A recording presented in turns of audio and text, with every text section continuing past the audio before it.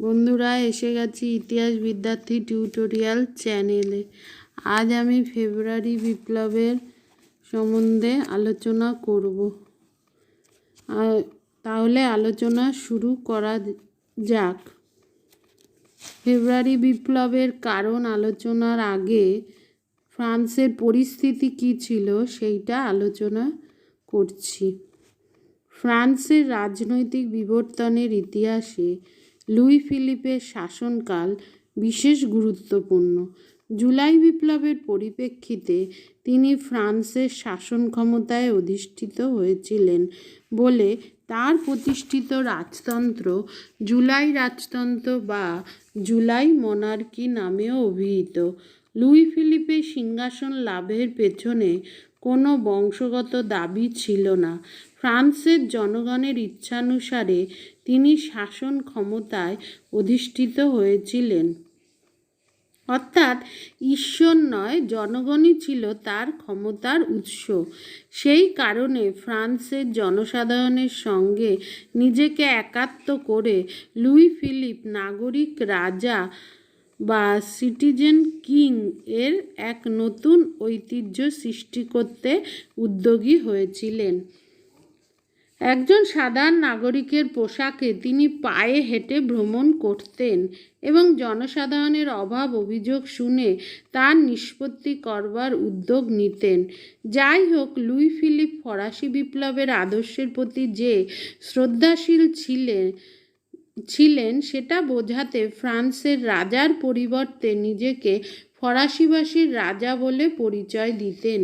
তাছাড়া ফরাসি বিপ্লবের তেরঙ্গা পতাকাকে তিনি জাতীয় পতাকার মর্যাদা দিয়েছিলেন।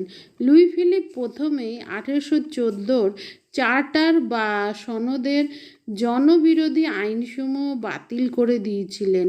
তারপরে ঈশ্বর প্রদত্ত ক্ষমতার উপর নির্ভরশীল যে রাজতন্ত্র তার অবসান ঘটিয়ে জনপ্রতিনিধিমূলক সরকার গঠনের উদ্যোগ নিয়েছিলেন।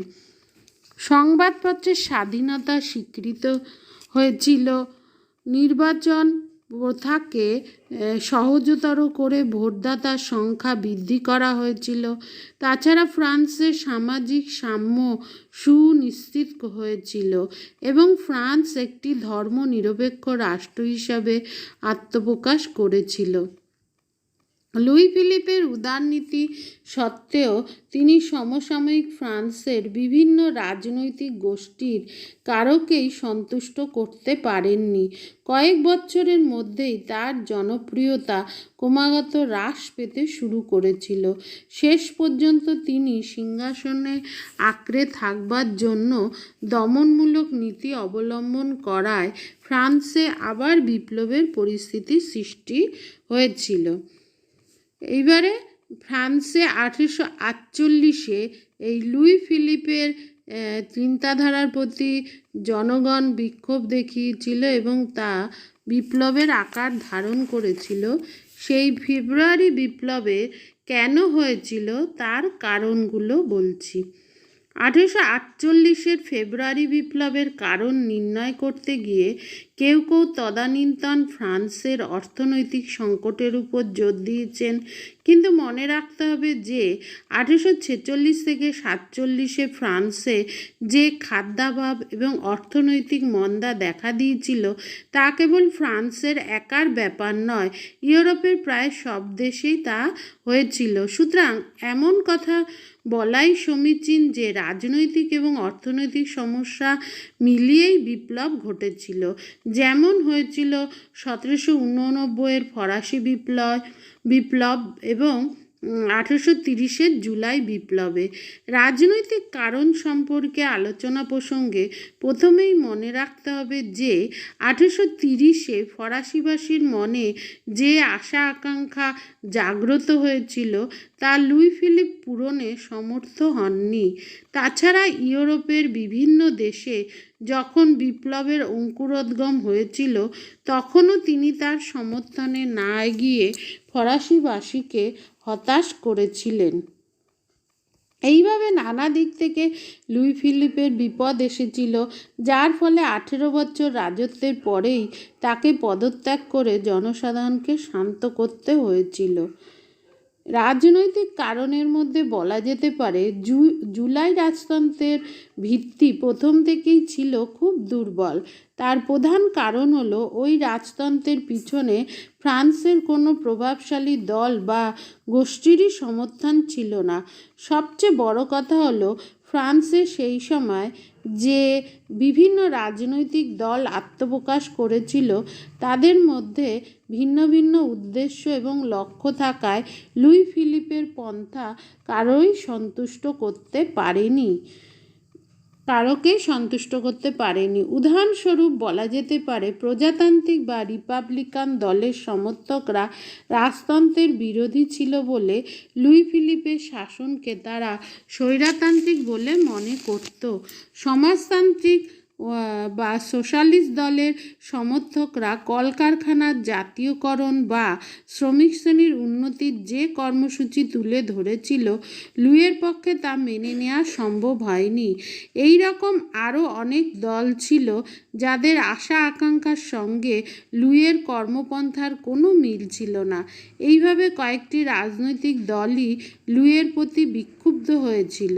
দ্বিতীয়ত, রাজনৈতিক দলগুলোর সমর্থনের অভাবে লুই ফিলিপ ফ্রান্সের উচ্চ মধ্যবিত্তদের উপর নির্ভরশীল হয়ে উঠেছিলেন।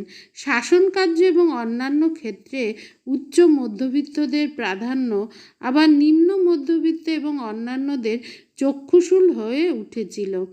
এমত অবস্থায় এরা সকলেই লুইয়ের বিরোধিতায় নেমে পড়েছিল, যার ফলে শেষ পর্যন্ত জুলাই রাজতন্ত্রকে আর টিকিয়ে রাখা যায়নি। তৃতীয়ত, লুই ফিলিপের পররাষ্ট্রনীতি দেশের উদারপন্থীদের হতাশ করেছিল। উদারপন্থীরা চেয়েছিল যে ফ্রান্স ইউরোপের দলিত জাতিসমূহের সমর্থন ও সাহায্যে এগিয়ে যাক, কিন্তু লুই ফিলিপ এমন নীতি অনুসরণ করেননি। উদারপন্থীরা তাই লুইয়ের বিরুদ্ধে জনসাধারণকে খেপিয়ে তুলেছিল। চতুর্থত, 1848 শ্রমিক বিপ্লব শ্রমিকদের মধ্যে যে বিক্ষোভ বা যা দেখা দিয়েছিল, যা নাকি তাদের প্রজাতন্ত্রীদের সঙ্গে একাত্ম করে তুলেছিল।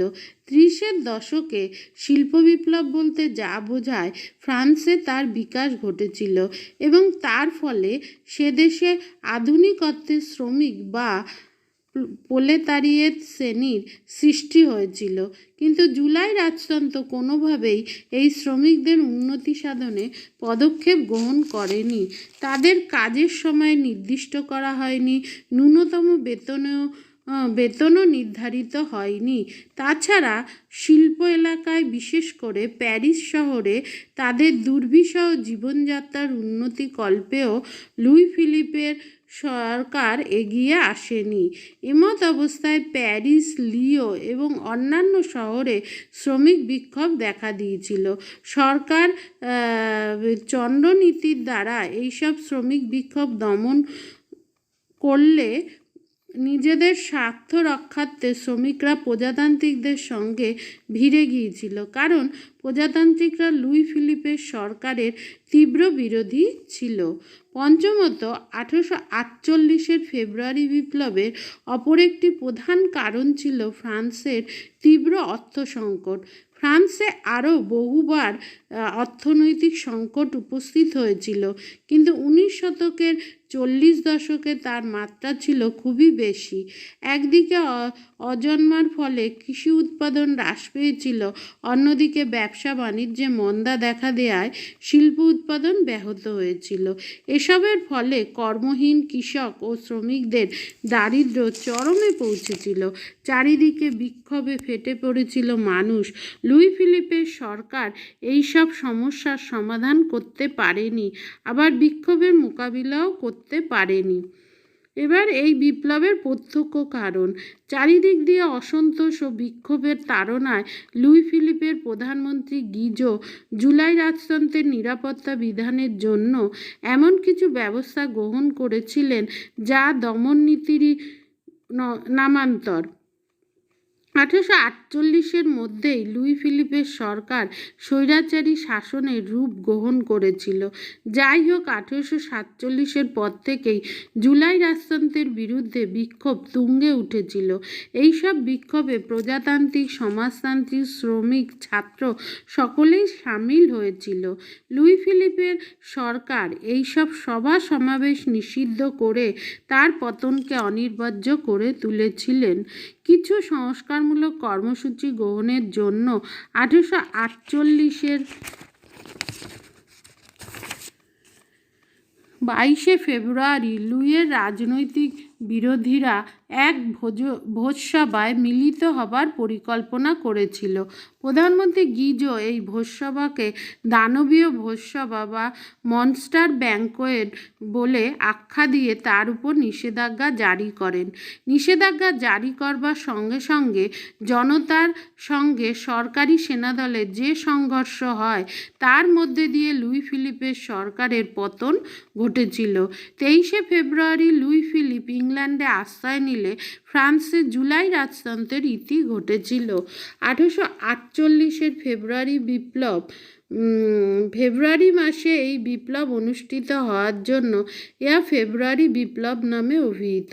আর এই বিপ্লবের প্রধান ভূমিকা ছিল লুই ব্ল্যাঙ্কের। লুই ফিলিপের পদত্যাগের সঙ্গে সঙ্গে প্রজাতন্ত্রী এবং সমাজতন্ত্রী দলের নেতৃবর্গ যুগ্মভাবে ফ্রান্সে এক অস্থায়ী বা সামরিক সরকার গঠন করেছিলেন।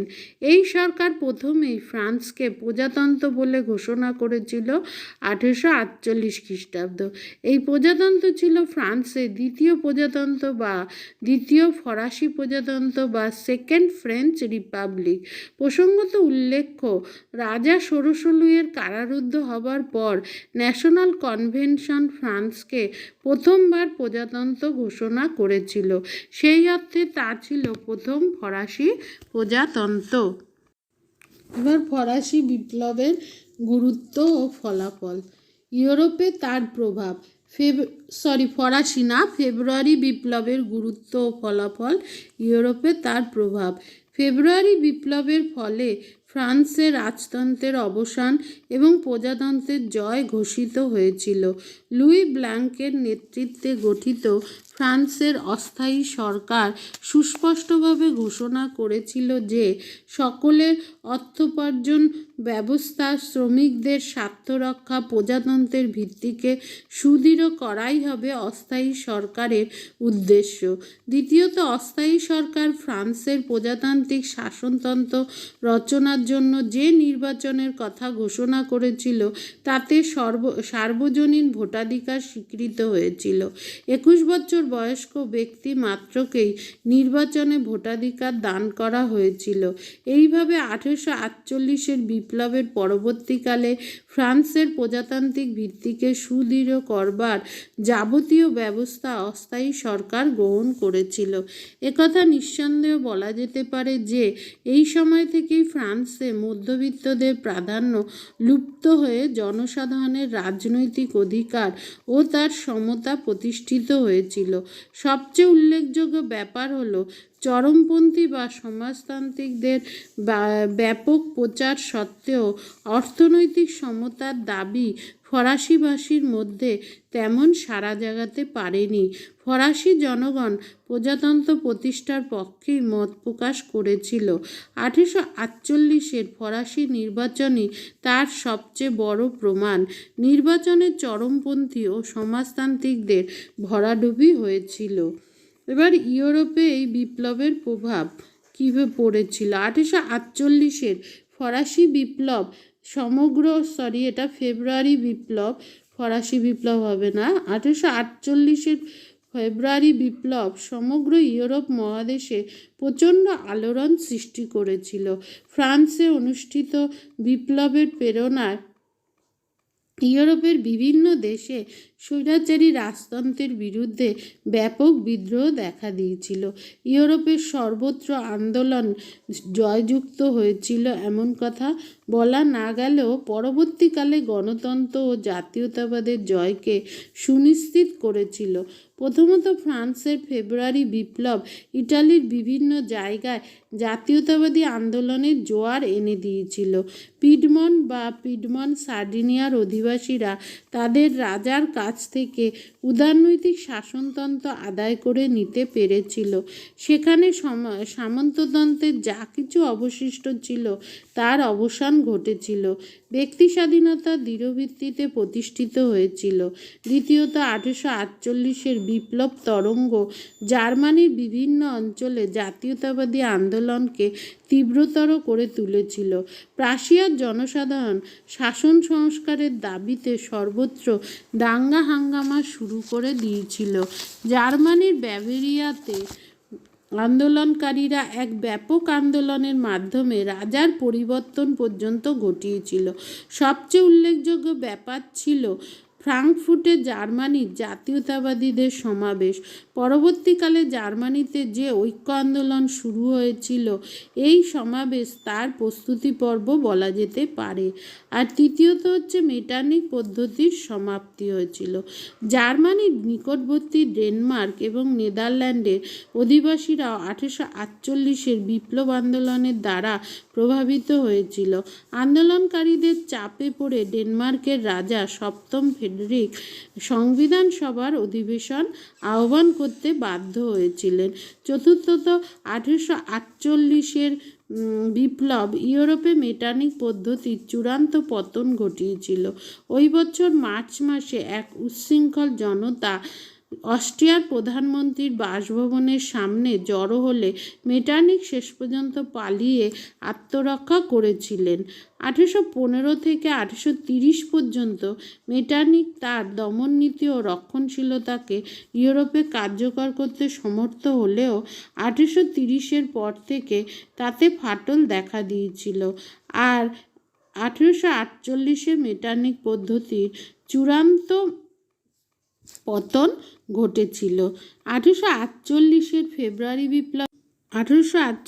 ফেব্রুয়ারি বিপ্লবের মধ্যে দিয়ে ফ্রান্সে যে দ্বিতীয় প্রজাতন্ত্র প্রতিষ্ঠিত হয়েছিল 24শে ফেব্রুয়ারি 1848, তার ভিত্তি প্রথম থেকেই ছিল দুর্বল। লুই ফিলিপের পদত্যাগ প্রজাতান্ত্রিক ও সমাজতান্ত্রিক দল মিলেমিশে এক অস্থায়ী বা সামরিক সরকার গঠন করেছিল লুই ফিলিপের পদত্যাগের সঙ্গে সঙ্গে। তাহলে চ্যানেলটা সাবস্ক্রাইব